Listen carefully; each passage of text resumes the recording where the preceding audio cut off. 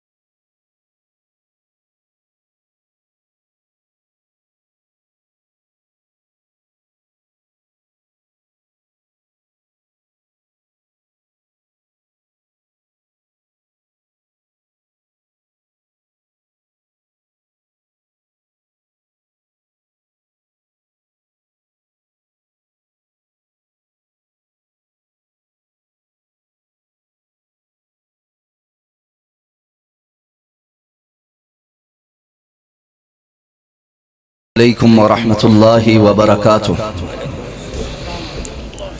السلام علیکم ورحمۃ اللہ وبرکاتہ۔ السلام علیکم ورحمۃ اللہ وبرکاتہ۔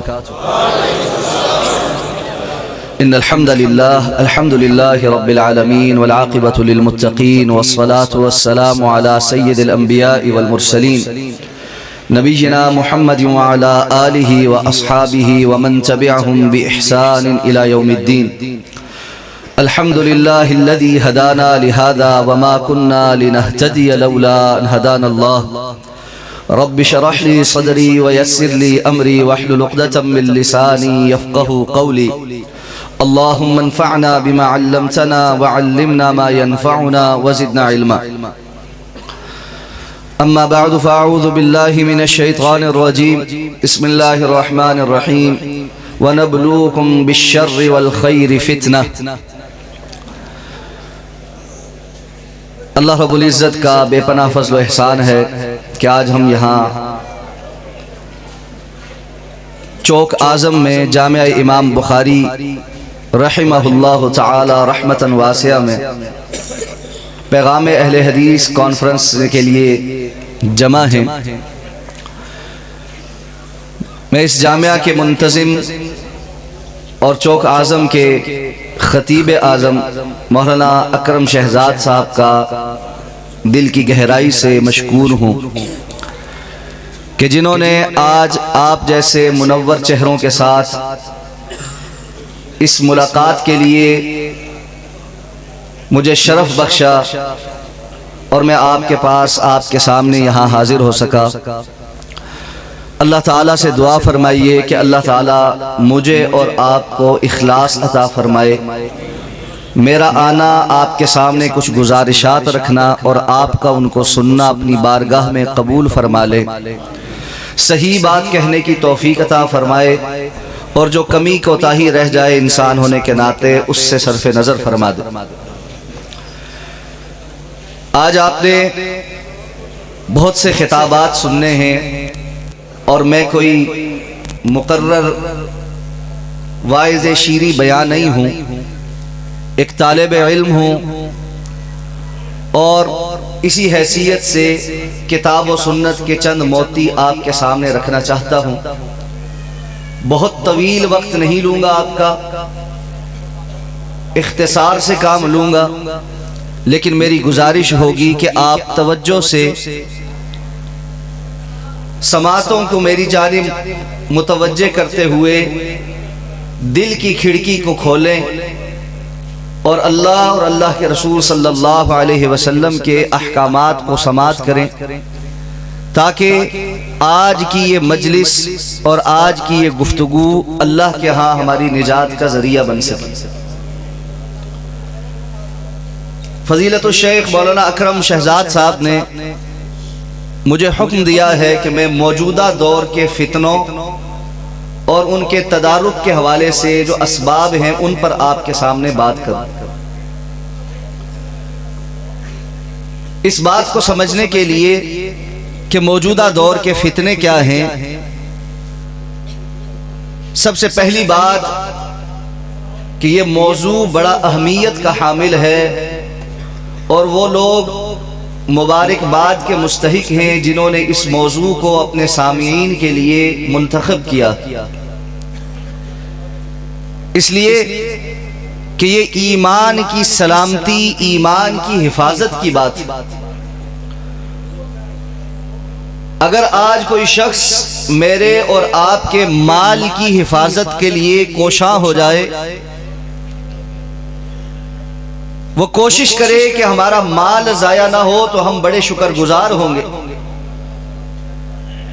ایمان مال کے مقابلے میں بے تحاشا قیمتی ہے۔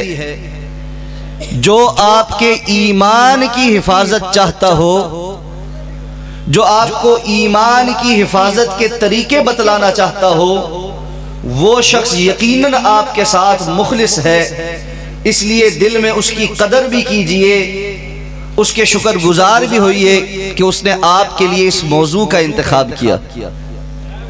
تو ہم آپ کے اس جامعہ کے انتظامیہ اور اس موضوع کا انتخاب کرنے والوں کو بھی شکریہ ادا کرتے ہیں، ہدیہ تبریک پیش کرتے ہیں کہ آپ نے اس موضوع کا انتخاب کیا ہے جس کا جاننا میرے اور آپ کے لیے نجات کے لیے بڑا ضروری ہے۔ فتنہ عربی زبان میں بہت سارے معنوں میں استعمال ہوتا۔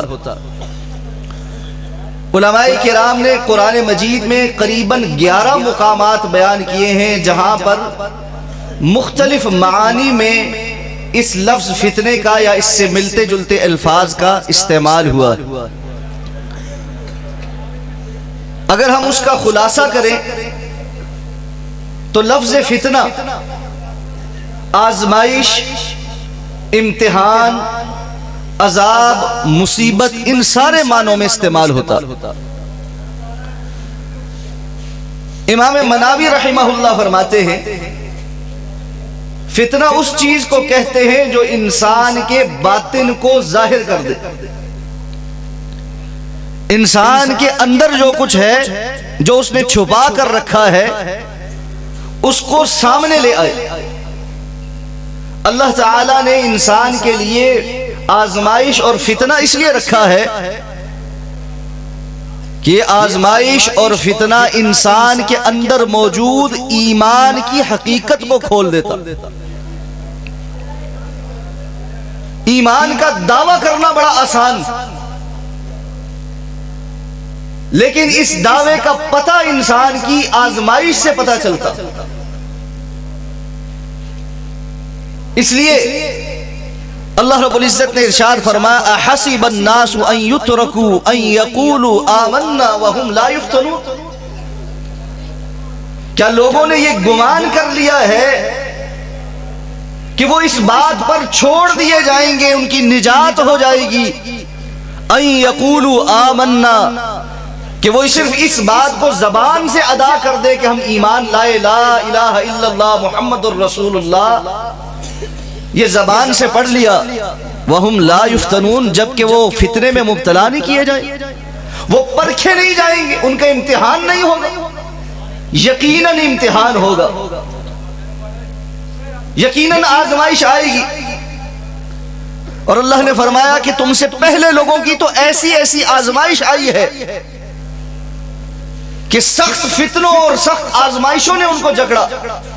وَزُلْزِلُوا، یہاں تک کہ وہ ہلا کر رکھ دیے گئے، جس طرح زلزلہ آتا ہے اور ہر چیز ہل کر رہ جاتی ہے۔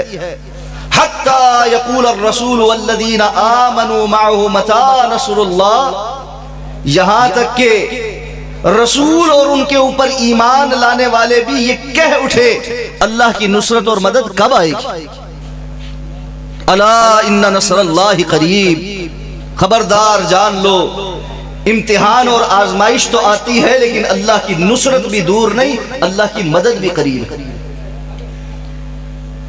اس لیے فتنہ اور آزمائش اس دنیا کے اندر اس کا سامنا کرنا پڑتا ہے اور ہر کسی کو کرنا پڑے گا۔ الذی خلق الموت والحیات لیبلوکم ایکم احسن عملا. اللہ نے فرمایا وہ ذات جس نے موت و حیات کی ایک کشمکش بنائی ہے، بنائی اس لیے ہے تاکہ وہ تمہیں ابتلا کے اندر آزمائش میں ڈال کر چیک کرے بہترین عمل کون کر کے آتا. تو سب سے پہلی بات جو سمجھ لینی چاہیے، ہمارا اس دنیا میں موجود ہونا یہ خود ایک آزمائش ہے، یہ خود ایک امتحان اور فتنہ ہے جس کا ہمیں سامنا ہے، اور اس امتحان میں، اس آزمائش میں، اس فتنے میں ہم نے سرخرو ہونا. اب اس کے بعد جو بات سمجھ آنے کی ہے وہ یہ ہے کہ آزمائشیں اور فتنے ہر دور میں مختلف ہوتے. بعض ادوار ایسے ہیں جہاں آزمائش کم ہوتی ہے، اور بعض موقع اور جو دور ہیں ان میں آزمائش بڑی سخت ہوتی. اللہ کے رسول صلی اللہ علیہ وسلم نے قرب قیامت میں آزمائشوں اور فتنوں کے سخت ہونے کی وعید سنائی تھی.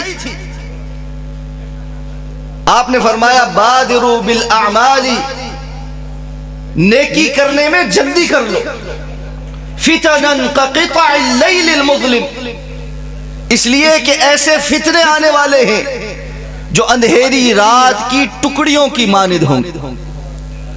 جس طرح اندھیری رات ہو، سردیوں کی کالی راتیں جس طرح ہم کہتے ہیں، جن میں چاند بھی نہیں ہوتا، دھند بھی چھائی ہو، روشنی کا کوئی اور انتظام نہ ہو، تو ہر رات کا پہر پہلے سے زیادہ سیاہ ہوتا. آپ نے فرمایا ایسے فتنے آئیں گے جس طرح کسی تسبیح کے توڑ دیا جائے تو اس کے دانے اور موتی پے در پے ایک دوسرے کے پیچھے گرتے چلے جاتے. اور آپ نے فرمایا ایک فتنہ آئے گا، مومن سوچے گا اس سے جان چھوٹ جائے تو میرے لیے آسانی ہو جائے گی، لیکن آنے والا فتنہ پچھلے فتنے کی یاد بھلا دے گا، اور ہر آنے والا فتنہ پچھلے سے زیادہ شدید ہوگا. اور کس قدر شدید ہوگا؟ یصبح الرجل مؤمنا ویمسی کافرا، یمسی مؤمنا ویصبح کافرا. صبح کو ایمان کی حالت میں اٹھنے والا شام کو ایمان سے محروم ہوگا. شام ایمان کی حالت میں کرنے والا صبح ہونے سے پہلے ایمان سے ہاتھ دھو چکا ہوگا. کیوں؟ یبیع دینہ بعرض من الدنیا، دنیا کی محبت اتنی غالب آ چکی ہوگی، دنیا کی چکا چوند اتنی زیادہ ہوگی کہ یہ اپنے دین کو خود دنیا کی تھوڑی سی قیمت کی خاطر بیچ دے گا. دین چھوڑنا آسان ہو جائے گا، دین پر عمل مشکل ہو جائے گا. اہل ایمان کا خاصہ تو اللہ نے کیا بیان فرمایا؟ ان اللہ اشترى من المؤمنین انفسهم واموالهم بان لهم الجنہ. اللہ نے اہل ایمان سے ان کی جانوں اور مال کا سودا کر لیا ہے جنت کے بدلے. صحابہ کرام کیوں ممتاز تھے؟ وہ مال خرچ کر کے، مال قربان کر کے ایمان کی حفاظت کرتے تھے. فتنے کے دور میں آزمائش یہ ہوگی بندہ مال کی خاطر دین بیچنے کو تیار ہو جائے. آپ صلی اللہ علیہ وسلم مدینہ منورہ میں ایک اونچے گھر کی چھت پر کھڑے، صحابہ کرام کو مخاطب فرمایا، کہا هل ترون ما ارى، کیا تم وہ دیکھ رہے ہو جو میں دیکھ رہا؟ صحابہ نے عرض کی اللہ کے رسول ہم وہ نہیں دیکھتے جو آپ دیکھتے. اللہ رب العزت آپ کو جو دکھلا رہا ہے وہ ہمیں معلوم نہیں. آپ نے فرمایا میں تمہارے گھروں کے اندر، تمہارے گھروں کے صحنوں میں اترنے والے فتنوں کو دیکھ رہا. آپ اندازہ لگائیے سید الانبیاء جناب محمد الرسول اللہ صلی اللہ علیہ وسلم مدینہ طیبہ میں کھڑے ہو کر صحابہ کرام کے گھروں کے صحنوں میں فتنوں کو اترتا دیکھ رہے ہیں. جبکہ مدینہ طیبہ وہ شہر ہے جس کے بارے میں اللہ کے رسول نے فرمایا قیامت کے قرب میں ایمان مدینے کی طرف اسی طرح واپس سمٹ آئے گا جس طرح سانپ اپنے بل کی طرف واپس سمٹ آتا ہے۔ اگر اللہ کے رسول صلی اللہ علیہ وسلم کے دور میں مدینہ طیبہ میں صحابہ کے گھروں میں فتنے داخل ہو رہے تھے، آج ہم مدینہ سے کوسوں دور اپنے گھروں کے اندر کیسے فتنوں کو پاتے ہوں۔ اس لیے ان فتنوں سے بچاؤ، ان کی پہچان، ان سے متعلق فکر اور پھر ان سے بچنے کا طریقہ کار کیا ہے، اس پر بڑی توجہ کی ضرورت ہے، بڑی توجہ کی ضرورت ہے۔ اب فتنے بہت سارے ہیں، ان کی بہت اقسام ہیں۔ اللہ رب العزت نے انسان کے لیے آزمائش رکھی ہے۔ انسان کے اندر اس کا نفس دنیا کی طرف مائل ہونے والا، آرام پسندی کی طرف مائل ہے، خوشنما چیزوں کو، خوبصورت چیزوں کو دیکھ کر ان کی طرف لپکتا ہے۔ اس کے ساتھ ساتھ ایک بیرونی دشمن شیطان بھی لگا ہے، زین لہم الشیطان اعمالہم، وہ بھی ان کے کاموں کو بڑا خوبصورت بنا بنا کر ان کے سامنے پیش کرتا۔ انسان کے اندر بھی ایک دشمن، انسان کے باہر بھی ایک دشمن، اور یہ دونوں دشمن دنیا کی چیزوں کو مزین کر کے، خوبصورت بنا بنا کے، بدنما چیزوں کو خوبصورت غلاف کے اندر لپیٹ کر میرے اور آپ کے سامنے پیش کرتے کہ ہم اس کو آگے بڑھ کر حاصل کر لیں۔ اس کیفیت میں جب امتحان اللہ کی طرف سے ہو اور دشمن داخلی بھی ہو اور خارجی بھی ہو، بہت زیادہ مجھے اور آپ کو اس بات کا اہتمام کرنے کی ضرورت ہے کہ ہمارے بچاؤ کا ذریعہ کیا ہے، ہم کیسے اپنے ایمان کی حفاظت کر سکتے۔ اور یاد رکھیے، ایمان کی حفاظت کی فکر بذات خود ایمان کی علامت۔ اس جملے کو دوبارہ سمجھ لے، ایمان کی حفاظت کی فکر بذات خود ایمان کی علامت ہے۔ جس کے اندر ایمان ہے اسی کو اس کی حفاظت کی فکر ہے، جس کو ایمان کی حفاظت کی فکر نہیں، اس کا مطلب ہے اس کے پاس ایمان بھی کوئی نہیں۔ جس کے پاس مال ہے حفاظت کا بندوبست بھی وہی کرے گا، جو کنگلا ہے اس نے لاکر خرید کر باڈی گارڈ رکھ کر کرنا کیا ہے۔ صحابہ کرام کو بڑی فکر ہوتی تھی۔ حضرت حنظلہ رضی اللہ تعالیٰ عنہ اللہ کے رسول صلی اللہ علیہ وسلم کے پاس آ کر دہائی دے رہے اللہ کے رسول، بڑی فکر لگ گئی، حنظلہ منافق ہو گیا، حنظلہ منافق ہو گیا، حنظلہ منافق ہو گیا۔ کہا ہوا کیا؟ کہا اللہ کے رسول آپ کے پاس ہوتے ایمان کی کیفیت کچھ اور ہوتی، باہر نکلتے ہیں دنیا کے کاموں میں گھر والوں کے ساتھ ایمان کی کیفیت مختلف ہو جاتی ہے، تو نفاق ہے۔ آپ نے فرمایا یہ نفاق نہیں ہے، اگر تمہاری وہ کیفیت برقرار رہے جو میرے پاس بیٹھ کر ہوتی ہے، پھر تو آسمان سے فرشتے اتر کر تم سے مصافحہ کرتے۔ حضرت حذیفہ ابن یمان رضی اللہ تعالیٰ عنہ، ان کا لقب ہے رازدان رسول اللہ صلی اللہ علیہ وسلم۔ اللہ کے رسول صلی اللہ علیہ وسلم نے حضرت حذیفہ کو منافقین کے نام بتلائے تھے۔ صحابہ کہتے ہیں جب کوئی بندہ مدینے میں فوت ہو جاتا، ہم حضرت حذیفہ کو دیکھتے، اگر وہ اس کے جنازے میں شریک ہوئے ہیں تو ہمیں پتہ چل جاتا یہ مسلمان ہے، اگر حضرت حذیفہ شریک نہ ہوتے ہم سمجھ جاتے یہ بندہ منافق تھا۔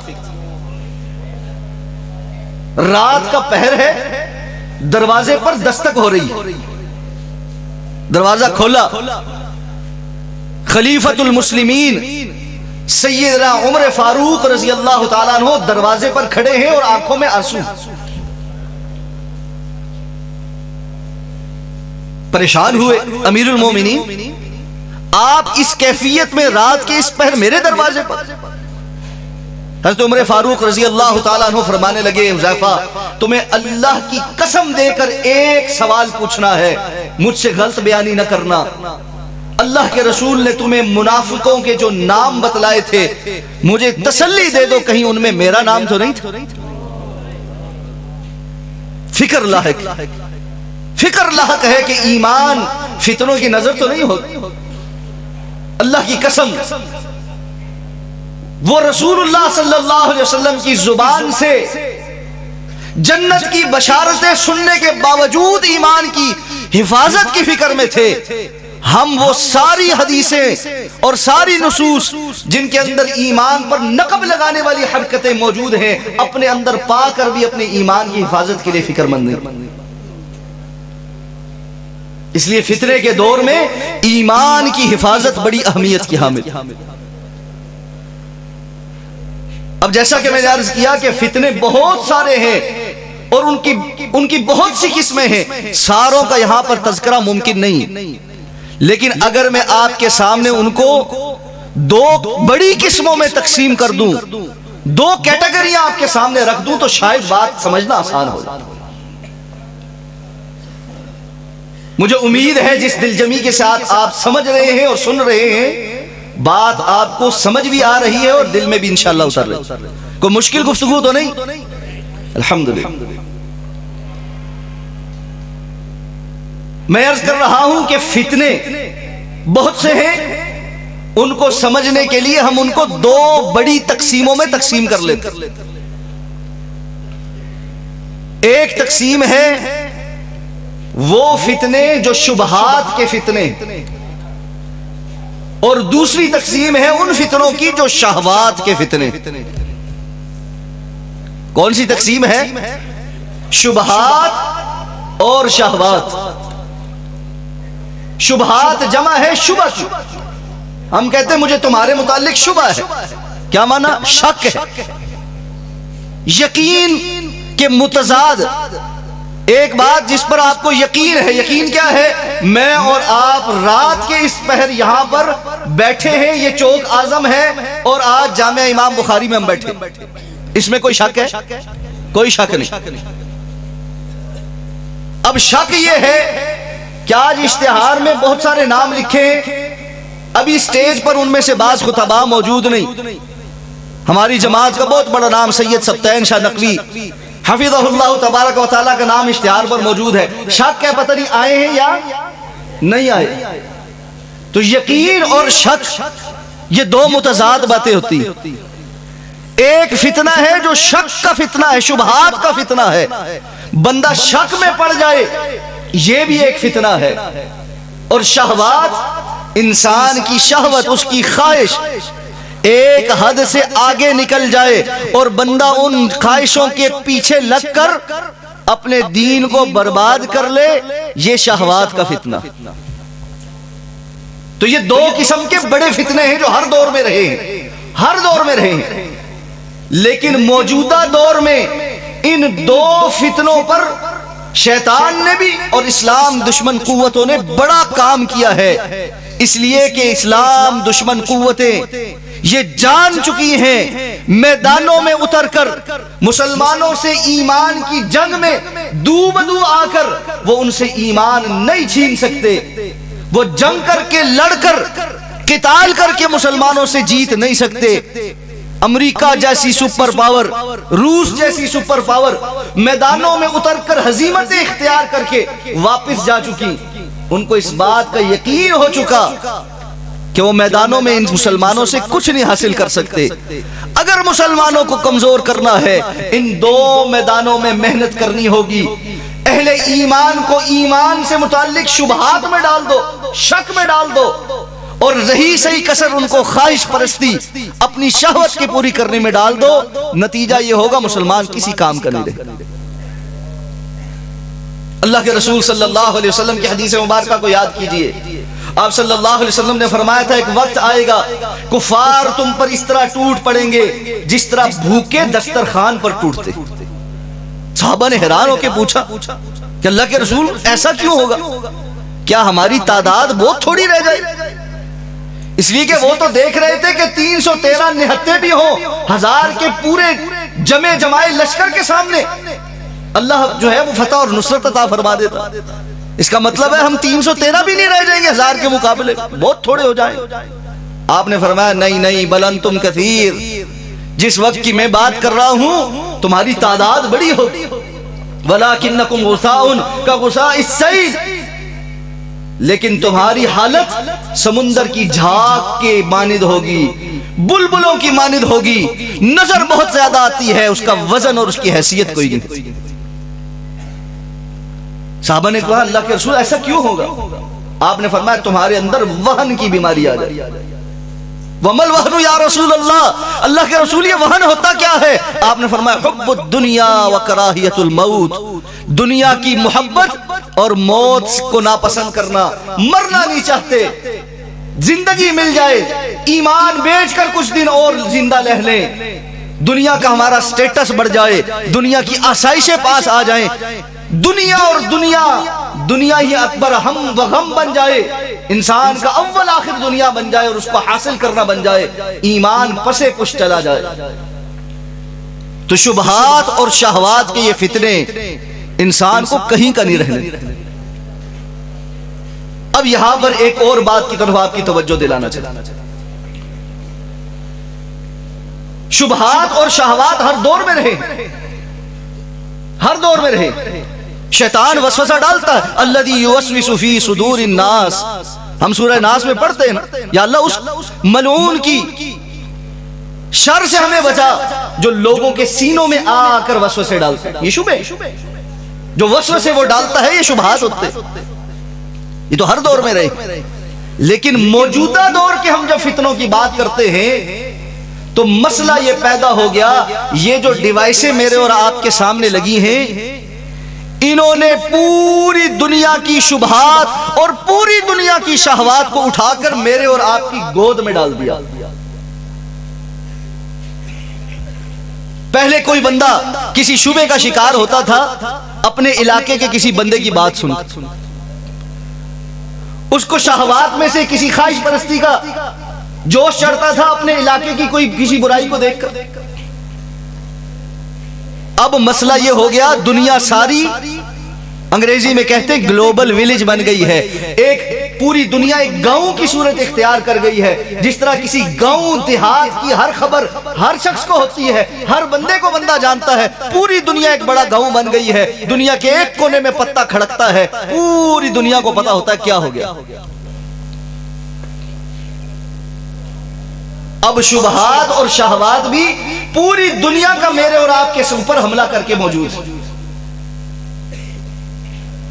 آج اس بات کا مسئلہ ختم ہو گیا کہ کسی بندے کا شبہ اور اس کا فتنہ صرف امریکہ کے لوگوں کے لیے ہے. وہ بیٹھتا ہے سامنے ایک کیمرہ لگاتا ہے, انٹرنیٹ کے ساتھ کنیکٹ کرتا ہے, فیس بک پر اور واٹس ایپ پر اور یوٹیوب پر ڈالتا ہے, اور چوک اعظم میں بیٹھ کر ہم یہاں اس کو کھول کر سنتے ہیں. وہ جو باتیں وہاں بیٹھ کر دین کے بگاڑ کے لیے بیان کر رہا ہے, یہاں بیٹھا ہوا بندہ اس کو سن سن کر واہ واہ سبحان اللہ کہتا ہے جو بات یہ کہہ رہا ہے یہ امریکہ میں بیٹھا ہوا یہ ٹھیک کہہ رہا ہو. نتیجہ کیا ہے؟ موجودہ دور کے اندر نوجوان بالخصوص, چونکہ بزرگ ان چیزوں سے ابھی بھی کسی حد تک دور ہیں, لیکن نوجوان دین کے نام پر, علم کے نام پر بہت سے ایسے لوگوں کو سن رہے ہیں جو دین کے نام پر شبہات پیدا کر رہے ہیں. کیسے کیسے شبہات ہیں؟ آپ کو کہیں گے دین اور اس کے اندر بہت سی باتیں مولویوں نے گھڑ لی ہیں, یہ عقل کے ساتھ میچ نہیں کرتی. آج کا دور سائنسی دور ہے, سائنٹیفک اپروچ ہونی چاہیے, سائنسی فکر ہونی چاہیے انسان کی. سائنسی فکر کا مطلب کیا ہے؟ سائنس کہتے ہیں سادہ لفظوں میں اگر میں آپ کو بتاؤں کہ کچھ ایسا ہمارے پاس مواد موجود ہو, معلومات موجود ہوں جن کو میں گن سکتا ہوں یا اپنے حواس خمسہ سے پرکھ سکتا ہوں, اور تجربے اور مشاہدے سے ان معلومات کو پرکھ کر اس کے نتیجے میں کوئی نتیجہ اخذ کر سکتا ہوں. مثلا معلومات یہ ہے کہ یہ ایک بوتل ہے اور یہ دوسری بوتل ہے. اب میں کسی بھی چیز کو ایک اور ایک کو جمع کروں گا تو کیا بنے گا؟ 2. یہ سائنٹیفک اپروچ ہے. پوری دنیا کے اندر کسی بھی چیز میں ایک اور ایک چیز کو لیں گے, اس کو آپس میں جمع کریں گے تو 2 بنے گا. اس کا 2 کے علاوہ کوئی نتیجہ نہیں نکلے. وہ کہتے ہیں سائنٹیفک اپروچ بناؤ. دین سارے کو بھی اسی طریقے پر پرکھو. جس چیز کو آپ حقیقت میں دیکھ سکتے ہو, سمجھ سکتے ہو, وہ ہے اصل. جس کو آپ معلومات کے ذریعے اور تجربے اور مشاہدے کے ذریعے پرکھ سکتے ہو. اس کا معنی یہ ہے الذین یؤمنون بالغیب, جو غیب پر ایمان لاتے ہیں وہ سارے کا سارا دین کی اساس اور بنیاد ختم ہو گئی. اللہ رب العزت کو آپ اپنے تجربے اور مشاہدے کے ساتھ دیکھ نہیں سکتے, سن نہیں سکتے. اللہ کی نشانیاں دیکھ سکتے ہیں, اللہ کی آیات کو دیکھ سکتے ہیں, اور وہ بہت شافی اور کافی. لیکن سائنٹیفک اپروچ رکھنے والا بندہ کہتا ہے یہ ساری کے ساری قصہ کہانی ہے. دین کی باتیں اس نے گھڑی ہیں جس کو دنیا میں کچھ نہیں ملا. آخرت کا ایک تصور گھڑ کے دنیا میں اپنے آپ کو مطمئن کرنے کے لیے کہ ہمیں جنت مل جائے گی, ہمیں آخرت مل جائے گی. ان لوگوں کا اس لیے یہ ایک تصور ہے, وگرنہ آخرت کوئی چیز نہیں. یہ شبہ. اور اگر آپ سمجھتے ہیں کہ شبہ ہم پر اثر نہیں کر رہا, اپنی جدید دور کے جدید جو تعلیم کے ادارے ہیں, بڑی بڑی یونیورسٹیاں ہیں, کالج ہیں, ان کے طلبہ کے پاس جا کر ہم جاتے ہیں, ان سے بات کرتے ہیں. یہ الہاد کا, یہ سیکولرزم کا, یہ لبرلزم کا جو فتنہ ہے, یہ سارے کا سارا ان شبہات کے اوپر کھڑا ہوا. دوسرا شبہ یہ ہے دین 1400 سال پرانی بات ہے. عربوں کے اس دور کے لیے کچھ باتیں محمد صلی اللہ علیہ وسلم نے بیان کی تھی. موجودہ دور اس سے بہت آگے نکل گیا. 1400 سال پرانی باتیں آج کے دور میں منطبق نہیں ہو سکتی. آج ان باتوں کو چھوڑ کر کچھ جدید اصول بنانے پڑے. اس لیے آپ دیکھتے ہیں بڑا پڑھا لکھا, بڑا دانشور, ٹاک شوز میں آ کر گفتگو کرنے والا, شاید 2 پی ایچ ڈیاں کی بھی ہو, بیٹھ کر گفتگو کرتا کہتا امت بڑی پیچھے رہ گئی. اور امت کے پیچھے رہنے کی نشانی اور علامت یہ ہے کہ ہمارے پاس ویسی روڈیں نہیں, ویسی بلڈنگیں نہیں, ویسے پل نہیں, ویسی گاڑیاں نہیں جیسے یورپ نے بنائے ہیں اور امریکہ نے بنائے ہیں. اور امت کی کامیابی کی علامت کیا ہوگی کہ ہم بھی وہ ساری کی ساری مادی ترقی کر لیں جو ان لوگوں نے کی ہے, ویسے ہی مادر پیدر آزاد ہو جائیں جیسے وہ آزاد ہوئے ہیں. یہ شبہ ہے جو وہ ہمارے ذہنوں میں ڈالتے ہیں. نتیجہ یہ ہے بہت سارے لوگ ہر چیز کو دیکھ کر یہ کہتے نظر آتے ہیں جی امت کا بیڑا غرق ہو گیا. وہ دیکھیں جی ترقی تو ان لوگوں نے کی ہے, صرف کلمے کا ہی فرق ہے, وگرنہ وہ ہم سے اچھے مسلمان. کلمے کی بنیاد اور اساس کوئی نہیں سمجھ. یہ کلمہ انسان کی نجات کے لیے کتنا ضروری ہے اور اس کو کہاں پہنچا دے گا. وہ حدیث مبارکہ سامنے رکھے جس بندے کے 99 رجسٹر گناہوں کے ہوں گے لیکن ایک نیکی ایک پرچی پر لکھی ہوگی. وزن کرنے کے لیے جب اسے ایک پرچی کو لایا جائے گا وہ کہے گا اللہ میرے ساتھ مذاق کیا جا رہا ہے. اللہ فرمائیں گے آج تو کسی کی ایک نیکی بھی ضائع نہیں ہوگی. ایک پلڑے میں ایک پرچی, دوسرے پلڑے میں 99 تا حد نگاہ گناہوں سے بھرے ہوئے رجسٹر. یہ ایک پرچی ان 99 رجسٹروں پر بھاری پڑ جائے گی اور اس پر لا الہ الا اللہ لکھا ہوگا. اس کلمے کو مذاق سمجھا؟ بڑے اچھے ہیں جی آپ ہم سے بڑے اچھے ہیں. کیسے اچھے, ساری دنیا کو ملیا میٹ کر کے, ساری دنیا کو تباہ کر کے. آپ کو یہ نہیں بتائیں گے دنیا میں ایٹم بم ایجاد کرنے والے یہ ہیں, ہائیڈروجن بم ایجاد کرنے والے یہ ہیں, میزائل ٹیکنالوجی ایجاد کرنے والے یہ ہیں. تاریخ انسانیت میں ایک لمحے میں دنیا کو بھک سے ایک بٹن دبا کر اڑا دینے والے, ہتھیار تباہ کرنے والے جو لوگ ہیں وہ دنیا کے لیے بڑے اچھے اخلاق کے ہو سکتے ہیں. جنہوں نے mother of the all the bums, تمام بموں کی ماں کے نام سے ایک بم ہے, عراق میں وہ بم گرائے ہیں. 20 लाख लोगों से ऊपर का कत्ल किया है, 10 लाख से ज्यादा लोगों का कत्ल अफगानिस्तान में किया है। वो बड़े अच्छे अखलाक के हैं, ये आपको कोई नहीं बताएगा, लेकिन उनकी रोडें, उनकी सफाई, उनकी सुथराई, उनका लाइन बनाना, उनका निजाम, ये सब दिखा दिखा के चूरन बेचा जाएगा। वो बहुत अच्छे हैं। शुबहात आपके दिल में डालेंगे जाएंगे कि दीन तरक्की से रोकता है, बेदीनी तरक्की की तरफ ले जाती है। मामला इसके बिल्कुल उल्ट है। दीन आया था तो जहल तरीन मुआशरे के अंदर, जुल्मात के अंदर सहाबाए किराम रिजवानुल्लाह ताला अलैहिम अजमईन जैसे मुनव्वर चेहरे अल्लाह के रसूल सल्लल्लाहु अलैहि वसल्लम के गिर्द जमा हुए थे, जिसके मुतल्लिक आपने फरमाया खैरुल कुरूनी करनी, सबसे बेहतरीन जमाना ये मेरा जमाना, जिसके अंदर अल्लाह के रसूल और सहाबाए किराम जमा। शुबहात में आपके सामने शुबे डाले जाएंगे कि इस्लाम की सजाएं जालिमाना सजाएं। ये क्या बात हुई कि बंदे ने छोटी मोटी चोरी की हाथ काट दिया? ये इंसानियत के खिलाफ है कि एक बंदे ने कोई गलती कर दिया आप उसको कोड़े मारे। ये इंसानियत के खिलाफ है, बर्बरियत है, जहालत है कि बंदे ने बदकारी की है, शादीशुदा भी है, किसी के साथ बदकारी कर ली, शादीशुदा मर्द है, शादीशुदा औरत है, फिर भी जाके मुंह काला करता है। इसको इबरत का निशान बनाकर पत्थर मारकर रजम किया जाए, ये बड़ी जालिम सजा। कातिल को कत्ल नहीं करना चाहिए, को जेल शेल में डाल दे 10-15 साल के लिए। ये किसास कत्ल करना ये जालिमाना सजा है। किसी बंदे ने गलती किया, आप भी उसको कत्ल कर रहे हैं, ये क्या बात हुई? ये शुबहात हैं जो आपके ज़हनों में डालते हैं। अल्लाह फरमाता है वलकुम फिल क़िसास हयातुन या उलिल अलबाब। ए अकल रखने वालों, अल्लाह ने तुम्हारे लिए किसास में जिंदगी रखी है। जिस मुआशरे के अंदर 2-4 कातिलों को सरे आम सर कलम किया जाए, अल्लाह की कसम वहां कत्ल रुक जाते। शाह फैसल रहिमहुल्लाह, अल्लाह उसकी कब्र पर करोड़हा रहमत नाजिल फरमाए, अमेरिका के दौरे पर गया। अमेरिकी सदर ने उसको कहा हमें आपसे एक बहुत बड़ा इख्तिलाफ ये है, आपके यहाँ बड़ी जालिमाना सजाएं हैं, आप लोगों की गर्दनें भी काटते हैं, हाथ भी काटते हैं, कोड़े भी मारते हैं। शाह फैसल ने उसको कहा मैं आपको इसका जवाब अपने दौरे के आखिर में दूंगा। अगले दिन उसने अपने लोगों को कहा कि आप अमेरिका में होने वाले पिछले 2 महीने का डाटा इकट्ठा करें। कितने कत्ल हुए, कितनी चोरियां हुई, कितने जिना हुए और कितने जुर्म हुए। तादाद हजारों में थी।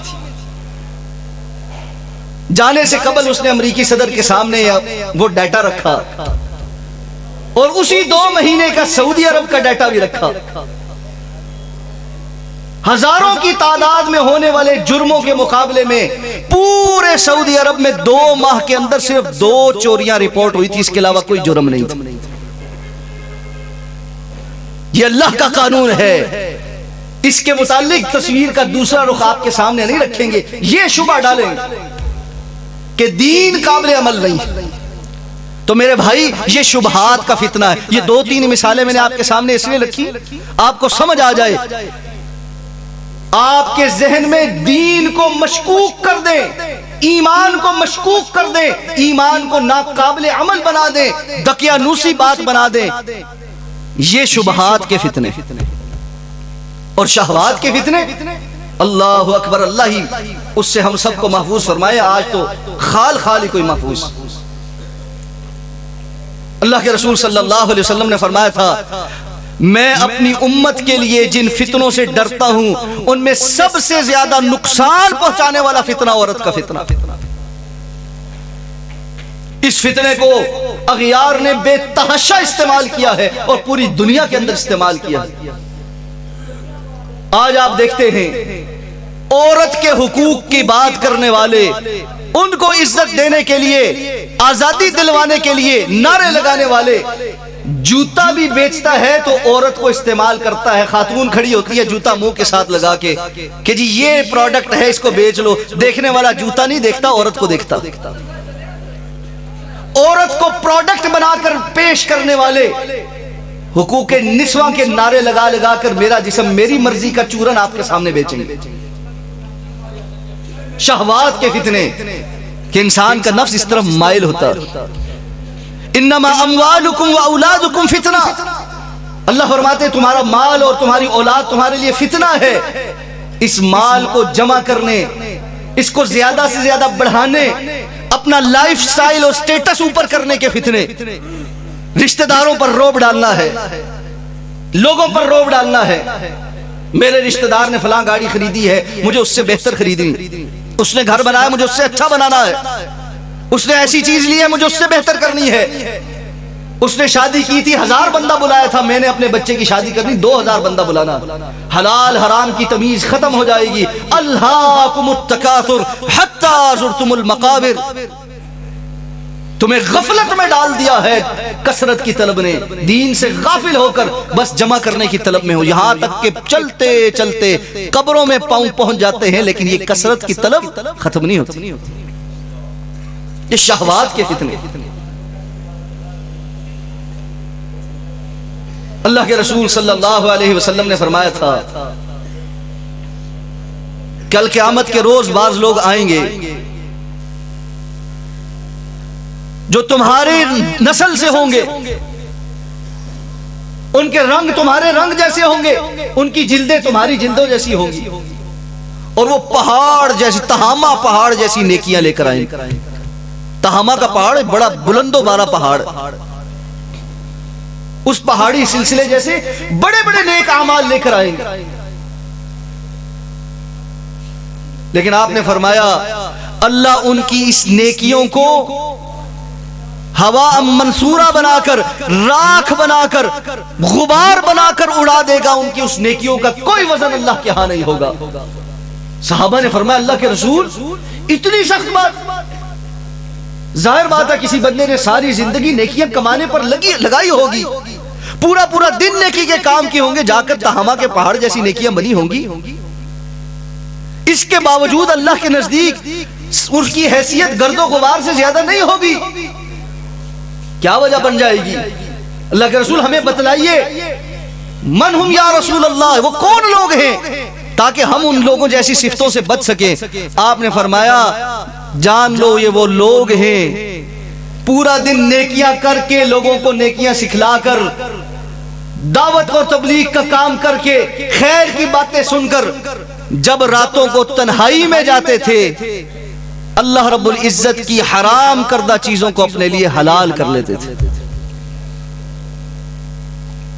یہ بند دروازوں کے شہوات کے فتنے، یہ چٹخنیاں لگا کر اندھیروں میں شہوات کے فتنے، اور وہ فتنے جو اللہ کے رسول نے فرمایا تھا تمہارے گھروں کے صحنوں میں گھسے ہیں، آج ہمارے بستروں میں گھسے ہوئے۔ معلوم نہیں ہے اولاد بستر میں بیٹھ کر کس سے گفتگو کر رہی ہے، کس کو اپنی تصویریں بھیج رہی ہے، کس سے مراسم بڑھا رہی ہے۔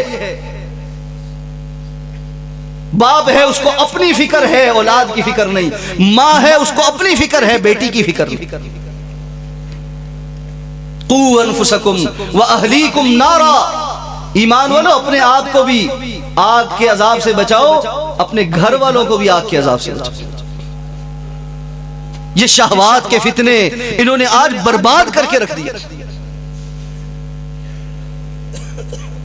اب یہ شہوات اور شبہات کے جو فتنے ہیں، آخر میں اس کے تدارک کے حوالے سے کیا کچھ کرنا چاہیے، اس پر کچھ گفتگو کر لیں۔ کتنا وقت ہو؟ وقت کچھ باقی ہے؟ بالکل مکمل ہوگا، 15 منٹ ہیں، چلیں الحمدللہ انشاءاللہ۔ مجھے امید ہے انشاءاللہ آپ لوگ نیند میں نہیں ہوں گے، ہیں تو نہیں؟ چلیں کچھ سبحان اللہ پڑھ، الحمدللہ، لا الہ الا اللہ، اللہ اکبر، اللہم صلی علی سیدنا و مولانا محمد وعلی آل سیدنا و مولانا محمد وبارک وسلم وسلم۔ اب بات جو ہمیں سمجھ آ گئی وہ یہ کہ فتنے اور آزمائشیں بہت، اور فتنے اور آزمائشیں پہلے سے بڑھ چکے، اور ان میں شبہات کے فتنے بھی ہیں اور شہوات کے فتنے بھی، اور پوری دنیا کے یہ شبہات اور شہوات کے فتنے آج اکٹھے ہو کر ہمارے سامنے آ چکے۔ یہاں تک بات سمجھ آ؟ کوئی اس میں مشکل بات تو نہیں؟ اب جب بندے کو کسی چیز کا پتہ لگ جائے کہ وہ میرا آ کر نقصان کرنے والی، تو عقل مندی کیا ہے؟ آنکھیں بند کر کے سو جاؤں چادر پہن؟ وہ شتر مرغ کے لیے جب کوئی خطرہ ہوتا ہے نا، وہ ریت کے اندر منہ ڈال لیتا اور سمجھتا ہے سب ٹھیک ہے، مجھے تو اب کچھ نظر نہیں آ رہا۔ تو ہمارا عمومی حال یہ ہے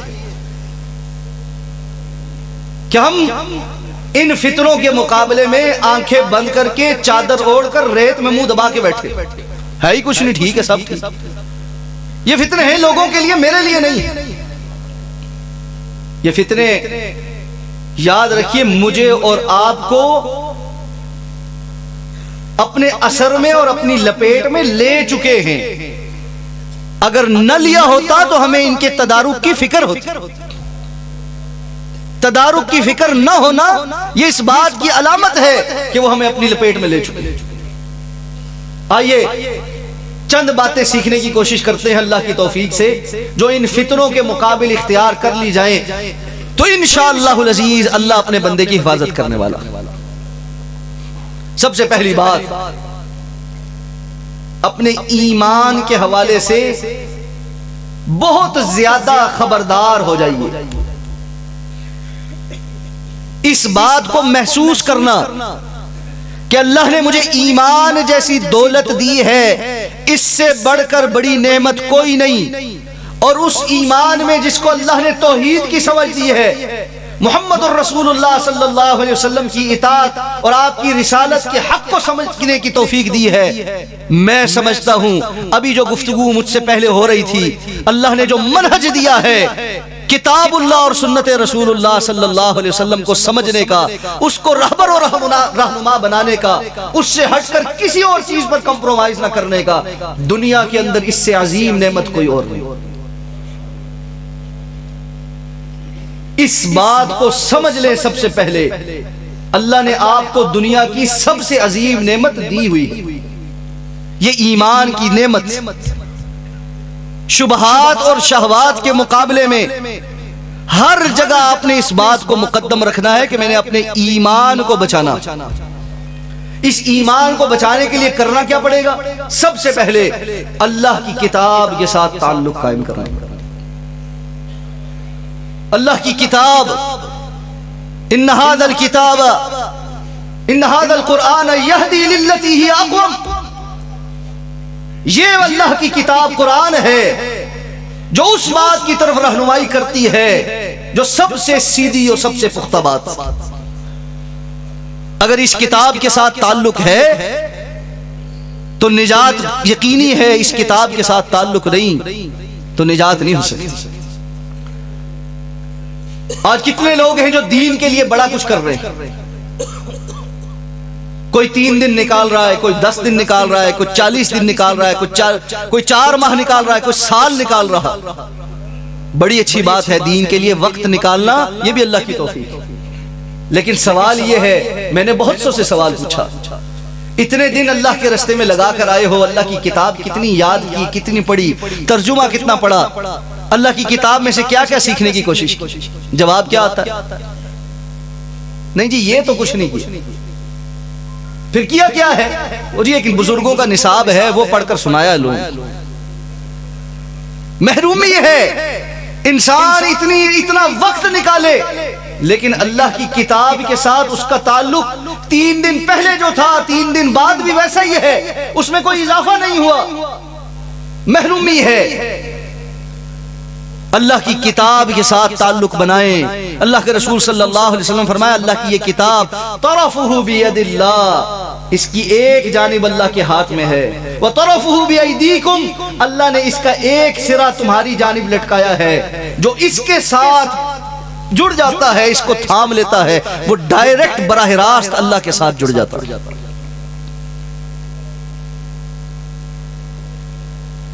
ان اللہ یرفع بہذا الکتاب اقواما ویضع به آخرین، اللہ اس کتاب کے ذریعے سے بہت سی قوموں کو سر بلند کرتا ہے اور اس کتاب کی وجہ سے ہی بہت سی قوموں کو پستیوں میں ڈال دیتا ہے۔ دوسری چیز، اللہ کے رسول صلی اللہ علیہ وسلم کا فرمان، آپ کی حدیث، آپ نے فرمایا تھا ترکت فیکم امرین لن تضلوا ما تمسکتم بہما کتاب اللہ و سنتی، دو باتیں تمہارے درمیان چھوڑ کر جا رہا ہوں، تم ہرگز گمراہ نہیں ہو سکتے، فتنے تمہارا کچھ بگاڑ نہیں سکتے، آزمائشوں میں سرخرو ہو جاؤ گے، ما تمسکتم بہما، جب تک تم ان دو چیزوں کے ساتھ جڑ کر پختہ ہو جاؤ گے، ایک اللہ کی کتاب ہے اور ایک میری سنت۔ کتاب و سنت، اس سے جڑنے کے لیے کیا ضروری ہے؟ اب ہر بندہ یہ کہتا ہے جی میں تو عربی نہیں جانتا، میں اللہ کی کتاب کیسے پڑھوں، میں عربی نہیں جانتا، میں اللہ کے رسول کی حدیث کیسے پڑھوں؟ صحیح بات، ہر کسی کے لیے ممکن نہیں، پہلے عربی سیکھے، پھر اس کے بعد کتاب و سنت کا پورا علم حاصل کرے۔ تو کتاب و سنت کے ساتھ جڑنے کے لیے جس طرح اللہ رب العزت نے اپنی کتاب کے ساتھ جوڑنے کے لیے اپنے نبی جناب محمد الرسول اللہ صلی اللہ علیہ وسلم کو مبعوث فرمایا تھا، اسی طرح اب کتاب و سنت کے ساتھ جڑنے کے لیے اللہ کے رسول نے فرمایا العلماء ورثۃ الانبیاء، علماء انبیاء کے وارث ہیں، ہمیں ان علماء کے ساتھ جڑنا پڑے گا۔ شبہات کے فتنے ہو، شہوات کے فتنے ہو، جو بندہ علماء کے ساتھ جڑتا ہے، علماء اس کے لیے شبہات اور شہوات کے فتنوں سے نکلنے کا حل بتاتے۔ آپ کو معلومات کے ذریعے حال تو پتہ لگ گیا کہ دنیا میں یہ بھی فتنہ ہے، یہ بھی فتنہ ہے، یہ بھی فتنہ ہے، حل کون بتائے گا؟ حل علماء بتائیں گے۔ اور یاد رکھیں علماء وہ ہیں جنہوں نے باقاعدہ علم حاصل کیا ہے، اور اس علم کی ایک سند ہے جو ہر عالم سے لے کر محمد الرسول اللہ صلی اللہ علیہ وسلم تک پہنچتی ہے۔ یہ انٹرنیٹ سے پڑھ کر بننے والے علماء 4 اردو کی کتابیں پڑھ کر جو عربی کی سند اور عربی کا متن 4 حروف صحیح نہیں پڑھ سکتا، آج وہ بھی عالم بنا بیٹھا ہوا ہے، یہ بھی ایک فتنہ۔ پختہ علماء سے دین سیکھیے۔ شیخ عبداللہ ناصر رحمانی حفظہ اللہ تبارک و تعالی کا چند دن پہلے ایک بیان بڑا معروف ہوا اور بڑی اہم بات انہوں نے کہی ہے۔ انہوں نے فرمایا اللہ کے رسول صلی اللہ علیہ وسلم نے فرمایا قیامت کے قرب میں جو فتنے ان میں سے ایک فتنہ یہ بھی ہے، اللہ کے رسول صلی اللہ علیہ وسلم نے فرمایا اللہ تعالیٰ علم کو اٹھا لے، اور علم کا اٹھانا یہ نہیں ہوگا کہ کتابیں جل جائیں گی، ختم ہو جائیں گی، کتابیں موجود ہوں گی، لائبریریاں موجود ہوں گی، شیخ صاحب فرماتے ہیں آپ کی یہ یوٹیوب بھی موجود ہوگی، اس پر علماء کے لیکچر بھی موجود ہوں گے، ریکارڈڈ ہوں گے، آپ ان کو سن سکتے ہوں گے، لیکن علم کیسے اٹھے گا؟ اللہ کے رسول صلی اللہ علیہ وسلم نے فرمایا اللہ تعالیٰ ایک ایک کر کے علماء کو اٹھا لے گا، نتیجہ یہ ہے علماء باقی نہیں رہیں گے، جاہل قسم کے لوگ باقی رہ جائیں گے، جن کو لوگ عالم سمجھ لیں گے، ان سے جا کر فتویٰ پوچھیں گے، وہ خود بھی گمراہ ہوں گے اور دوسروں کو بھی گمراہ کریں گے۔ فتنوں کے دور میں کثرت کے ساتھ علماء کے پاس بیٹھیے۔ اللہ کے رسول صلی اللہ علیہ وسلم نے اپنے صحابی حضرت ابو رزین رضی اللہ تعالیٰ عنہ کو کچھ نصیحتیں کی تھی۔ آپ نے فرمایا تھا یا ابا رزین الا ادلک علی ملاک خیر هذا الامر الذي تصیب به خیر الدنیا والآخرہ، ابو رزین تمہیں میں ایک ایسی بات نہ بتاؤں جس کے ذریعے تم دنیا اور آخرت کی ساری خیر سمیٹ لو؟ انہوں نے فرمایا اللہ کے رسول ضرور بتلائیے۔ آپ نے پہلی جو نصیحت کی تھی دنیا اور آخرت کی ساری خیر سمیٹنے کے لیے، پہلی نصیحت جو آپ نے فرمائی تھی وہ کیا تھی؟ علیک بمجالس اہل الذکر، اللہ کے ذکر والے جو لوگ ہیں، جو علم والے لوگ ہیں، علماء ہیں، ان کی مجلس کو لازم پکڑ لیں۔ روزانہ کی بنیاد پر فتنوں سے بچنا چاہتے ہیں، یاد رکھیے روزانہ کی بنیاد پر آپ کے دن میں 15-20 منٹ، آدھا گھنٹہ ایسا ضرور ہونا چاہیے جس میں آپ اپنے قریب کے کسی مسجد کے عالم کے پاس بیٹھ کر حدیث کی اور قرآن کی تفسیر کی کوئی ایک کلاس ضرور پڑھیں۔ اور اگر آپ کے قریب میں مسجد میں حدیث اور تفسیر کی کلاس نہیں ہو رہی، میرا آپ سے مطالبہ ہے جا کر مطالبہ کر کے اس عالم کو مجبور کریں کہ وہ آپ کو حدیث اور تفسیر کی کلاس پڑھائے۔ آپ اپنی زندگی کے اندر تبدیلی دیکھیں۔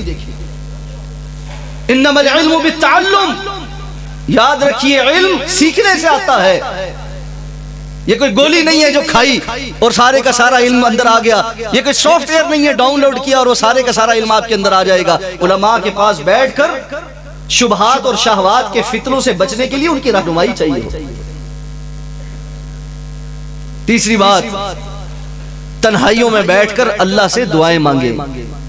اللہ کے رسول صلی اللہ علیہ وسلم نے فرمایا تھا تعوذوا باللہ من الفتن ما ظہر منها وما بطن، لوگو اللہ سے بیٹھ کر ان فتنوں سے پناہ طلب کیا کرو جو ظاہر ہو چکے اور جو بھی چھپے ہوئے۔ آج یہ بات تو بالکل ختم ہو۔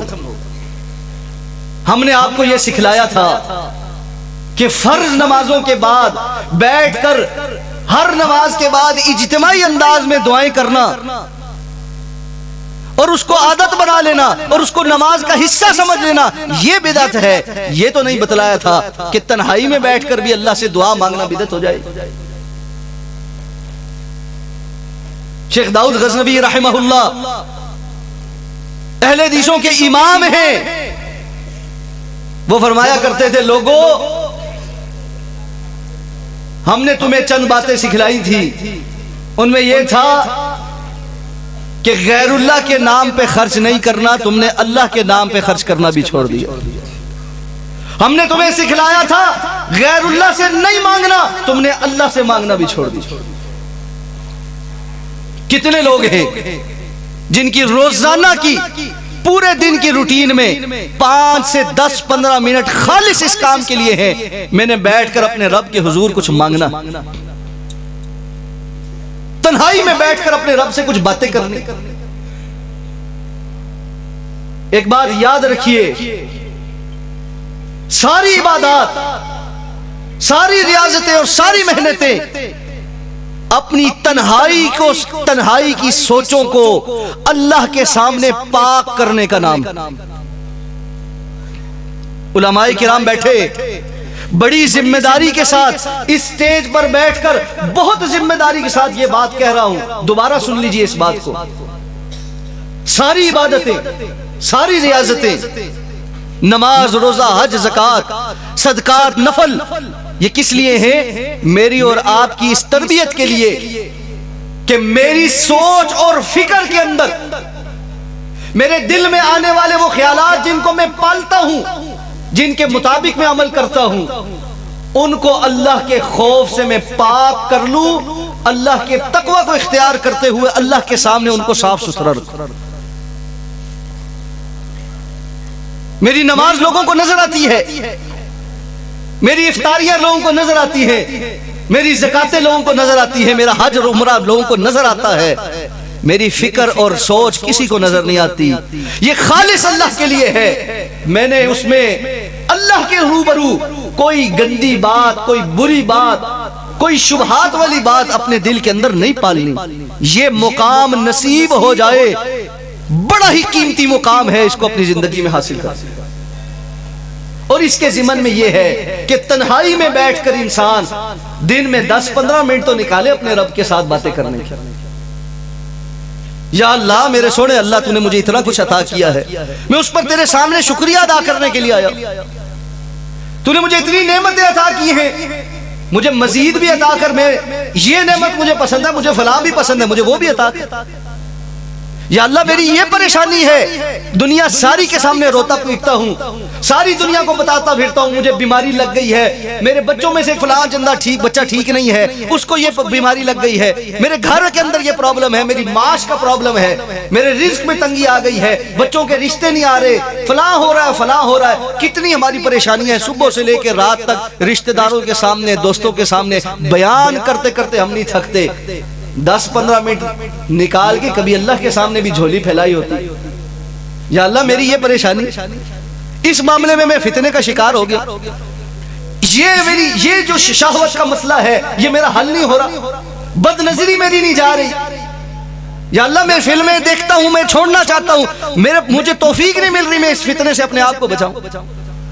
یا اللہ میں تنہائی میں گناہ کرتا ہوں، میں تجھ سے پناہ طلب کرنے آیا ہوں، مجھے یہ توفیق عطا فرما میں تنہائی میں گناہ نہ کروں۔ یا اللہ میں حرام کام کرتا ہوں، میں حرام کماتا ہوں، میں جھوٹ بولتا ہوں، میں چوری کرتا ہوں، میں غیبت کرتا ہوں، میں حسد اور بغض کا شکار ہوں، میں فلاں فلاں بیماری کا شکار ہوں. یہ بیماریاں ہمارے اندر موجود ہیں. بل الانسان علی نفسہ بصیرہ، ہر انسان خود اپنے اوپر بہت بصیر ہے، اس کو بہت اچھے طریقے سے پتا ہے وہ کتنے پانی میں ہے، کسی اور کو بتانے کی ضرورت نہیں ہوتی. یہ اندر ایک ٹیسٹر لگا ہوا ہے، تنہائی میں بیٹھ کر اللہ سے تو نہیں چھپا سکتا، اس کو پتا ہے. یعلم خائنۃ الاعین وما تخفی الصدور، وہ آنکھوں کی خیانت کرنے والے کو بھی جانتا ہے اور جو دلوں کے اندر حرام باتیں چھپا چھپا کے رکھی ہیں وہ ان کو بھی جانتا ہے. اس کے سامنے پیش ہو کر تعوذوا باللہ من الفتن ما ظہر منها وما بطن، اللہ سے پناہ طلب کرو فتنوں سے جو ظاہر ہو چکے ان سے بھی، جو ابھی ظاہر نہیں ہوئے ان سے بھی. اللہ کی نصرت اور مدد شامل حال ہو جائے. اور آخری بات، کوشش کر کے اپنے اس دل کی صفائی کی طرف جاؤ.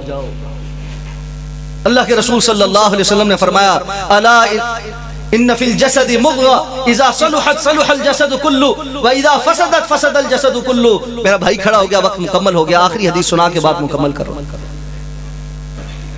خبردار لوگوں یہ بات جان لو، دل کے اندر ایک جسم کے اندر ایک لوتھڑا، ایک عضو ہے، اگر وہ سیدھا ہو جائے سارے معاملات سیدھے ہو جاتے، وہ ٹیڑھا ہو جائے سارے معاملات ٹیڑھے ہو جاتے. الا وہی القلب، جان لو وہ دل ہے. پہلے خیال دل میں ہی پیدا ہوتا ہے، آج جاؤں گا پیسے خرچ کروں گا، فلاں قسم کی فلم سینما میں لگی ہے وہ دیکھوں.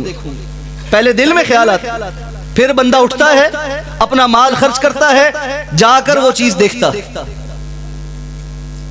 آج جاؤں گا فلاں کا نقصان کروں گا، پہلے دل میں یہ بات آتی، پھر بندہ اٹھتا ہے اور فلاں کا نقصان کرتا ہے. یہاں تک کہ لوگ قتل کی پلاننگ دل میں کر کے اٹھ کر جا کر پھر اس پر عمل کرتے. اس کو یہیں روک لو، یہیں روک لو، تب جا کر فتنوں سے محفوظ ہوگے.